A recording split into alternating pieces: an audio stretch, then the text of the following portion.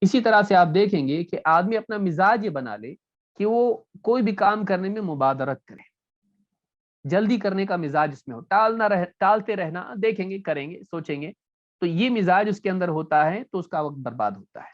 لیکن وہ عادت یہ بنا لے کہ جب بھی موقع آئے فوراً کر لے، مؤخر نہ کرے، کرنے کے کام کو بر وقت کرے اور اس میں جلدی کرے۔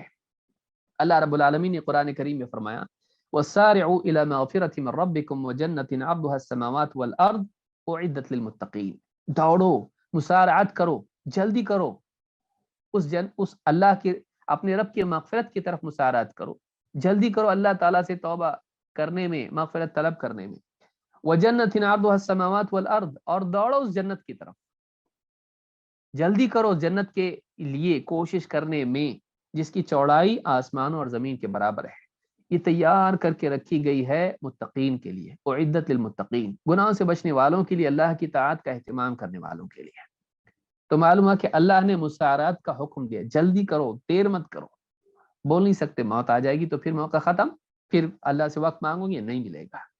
اللہ کے نبی صلی اللہ علیہ وسلم فرماتے ہیں بادروا بالاعمال فتنا كقطع الليل المظلم، جلدی کرو، مبادرت کرو اعمال کے کرنے میں، نیک اعمال میں، فتنوں کے آنے سے پہلے، ایسے فتنے جو رات کی اندھیریوں کی طرح اندھیرے ہوں گے، ان میں اندھیریاں ہوں گی جیسے رات کا اندھیرا وقت ہوتا ہے۔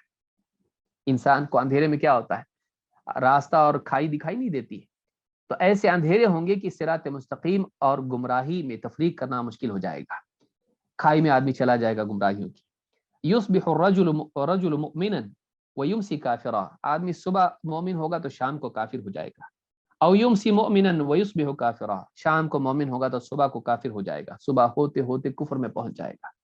یبیع دینہ من الدنیا، کسی پونجی کے بدلے، متاع کے بدلے وہ اپنے دین کو بیچ دے گا۔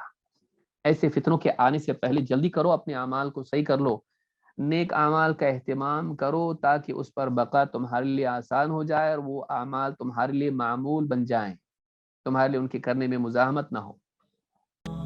اور مزید ویڈیوز کو دیکھنے کے لیے آپ ہمارے YouTube چینل کو سبسکرائب کریں۔ فجزاکم اللہ خیرا۔